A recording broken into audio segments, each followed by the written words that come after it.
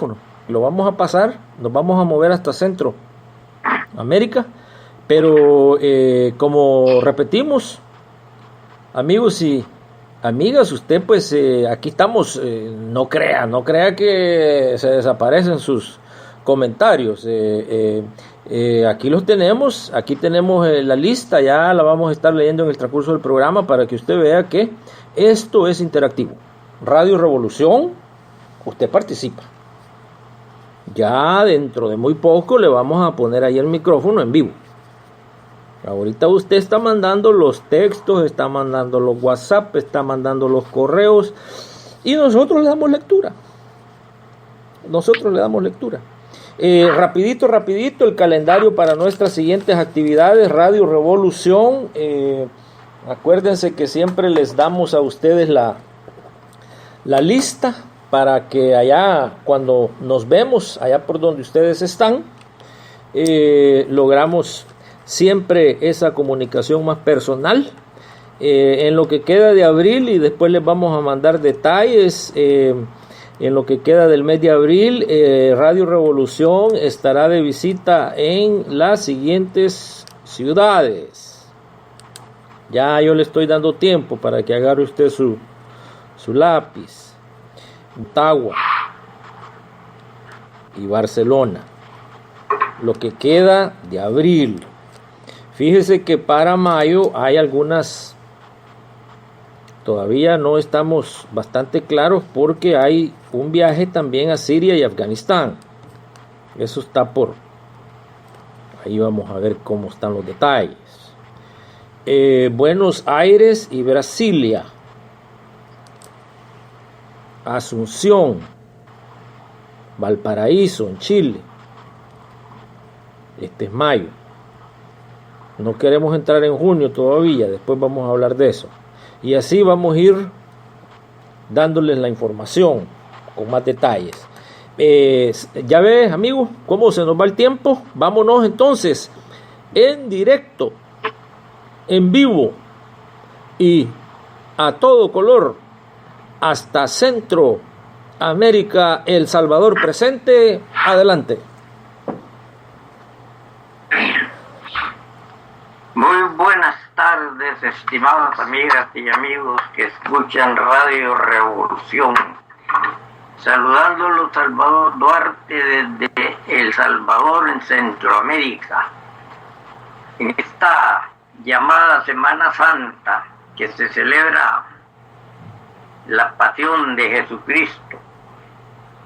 Pero en esta misma semana, que debería ser de profunda meditación, de paz, de solidaridad, de amor, tenemos otro que celebrar con lamentos, otro calificativo que nos dan a nivel mundial, que San Salvador es la capital más peligrosa del mundo, lo que opaca todo aquello que se celebra de la Semana Santa.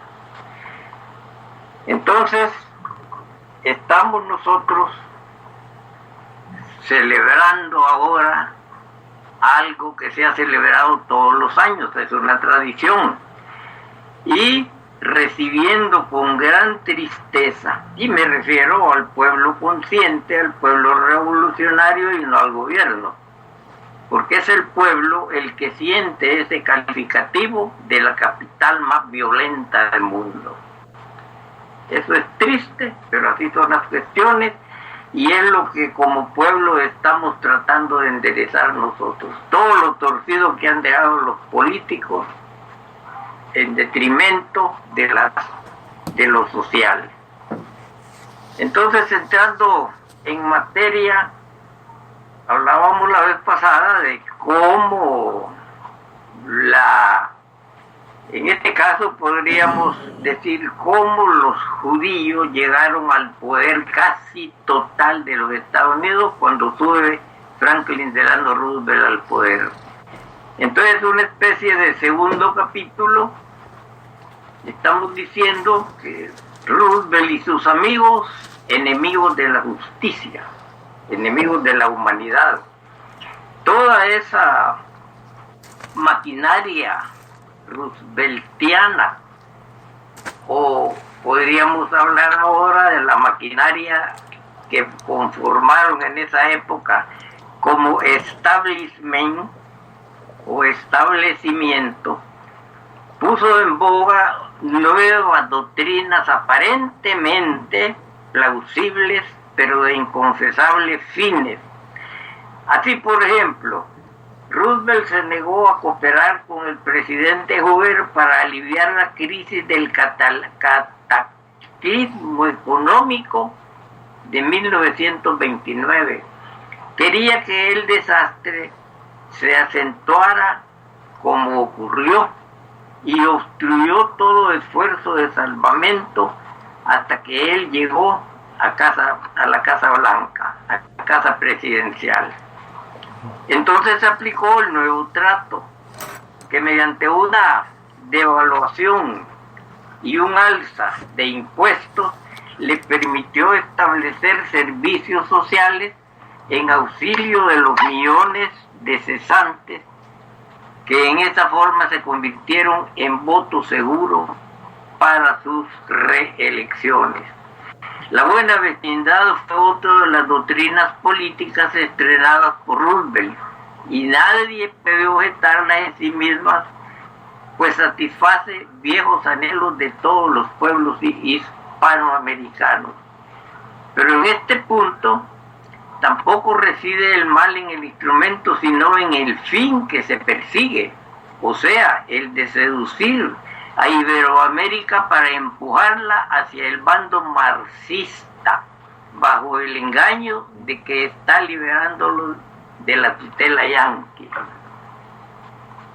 Y fuimos los trabajadores totalmente engañados por el Partido Comunista Ruso, que en realidad no era comunista, era sionista. Por supuesto, en El Salvador ha habido y hay verdaderos comunistas, pero fueron marginados por el Partido Comunista y la CIA.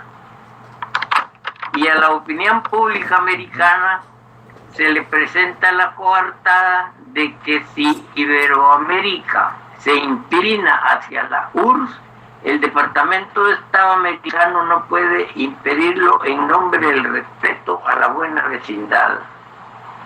La mayoría de las doctrinas del movimiento político judío o de sus ramificaciones masónicas, marxistas o supercapitalistas no son francamente impopulares, pues el engaño es su condición previa para su eficacia. Ni el nuevo trato ni la buena vecindad podrían ser rechazados sus albores cuando tantos atractivos ofrecían en oposición a los regímenes monárquicos. Pero liberalismo y democracia, instrumentos políticos con aspectos positivos, estaban siendo discretamente utilizados para destruir los gobiernos nacionales, como está pasando ahora en medio mundo, o instituir en su lugar gobiernos menos fuertes y por tanto más expuestos a la presión internacional.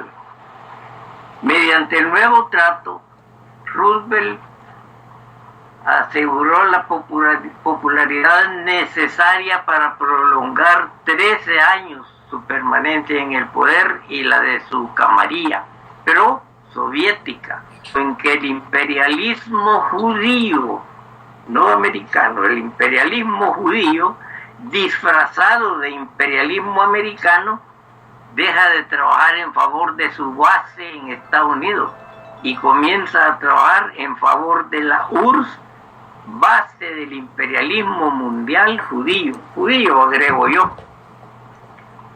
En Estados Unidos, la masonería no alentaba ninguna perturbación que diera lugar a controversia o pugna interna.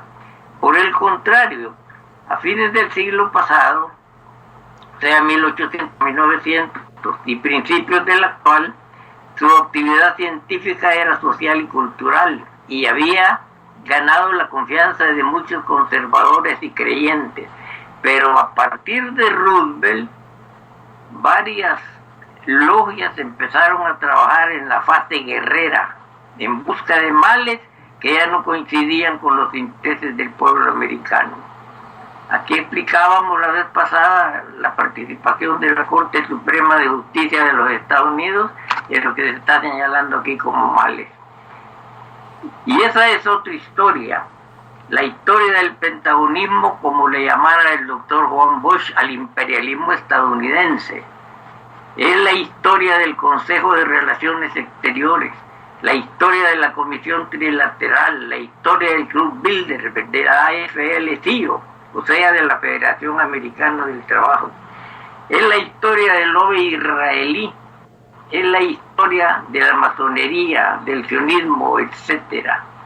Todos estos que he mencionado son los responsables de las bombas que están cayendo contra Siria y que cayeron ayer contra Irak y van a seguir cayendo en todo el mundo. Estos términos deben ser conocidos para entender lo que pasa en el mundo. ¿Por qué hay hambre, desigualdad, guerras, acumulación financiera para fines nefastos? ¿Por qué no se entienden los dirigentes? ¿Qué los obliga a pelear, a cometer crímenes de lesa humanidad? ¿Por qué vivimos miserablemente en un mundo que da de sobra para todos? Hay hambre incluso en Estados Unidos. Se dice que es el país más rico del mundo, pero hay gente con hambre y sin trabajo. Un grupo de sionistas son propietarios del suelo, del subsuelo, de la industria, de la banca, de la Reserva Federal. Son dueños del agua y del aire que se respira. Son dueños de los mares y de los cielos, y son amos y señores de la cobardía de quienes les sirven. Dirigentes de algunas centrales sindicales, esos les sirven. Muchas ONGs, partidos políticos, como el FMLN, funcionarios públicos, la OEA, las Naciones Unidas, militares cobardes que aprobaron los golpes de Estado ordenados por el sionismo financiero, e iglesias como la de Honduras y otras organizaciones señaladas de golpistas. En el libro La agresión permanente de Jane Gush y Eva Ullinger, y les voy a dar hasta la página 126. Justo en el mes anterior del golpe contra el presidente Zelaya, se formó una coalición entre diversas organizaciones no gubernamentales, empresarios, partidos políticos, la Iglesia Católica y los medios de comunicación, denominados la Unión Cívica Democrática. Su único propósito era derrocar al presidente Zelaya para impedir que abriera el camino a una asamblea constituyente que permitiría al pueblo alzar su voz y participar en su proceso político.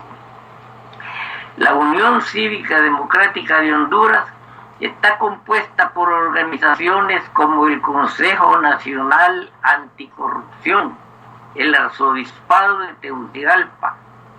Acordémonos que ahí hay un cardenal y es el único de Centroamérica. Está compuesta por el Consejo Hondureño de la Empresa Privada, la ANEP de aquí, el Consejo de Redactores de Universidades, la Confederación de Trabajadores de Honduras, el Foro Nacional de Convergencia de la Confederación Nacional de Comercio e Industria, Fede Cámaras, esto me recuerda a Venezuela, Grupo Estudiantil Generación y Cambio, etcétera. La mayoría de estas organizaciones han sido beneficiarias de los más de 50 millones de dólares que anualmente invierten la USAID y la NED en el desarrollo democrático en Honduras. Repito, todos estos sucesos con agravantes como la corrupción son el que pasa en el mundo, son lodos de aquellos polvos que nos heredara el señor Roosevelt en forma ya oficial, es decir, cuando él toma el poder y empieza a llenar de judíos todo el gobierno de los Estados Unidos. Roosevelt marca el punto en que el americano es soltado de la mano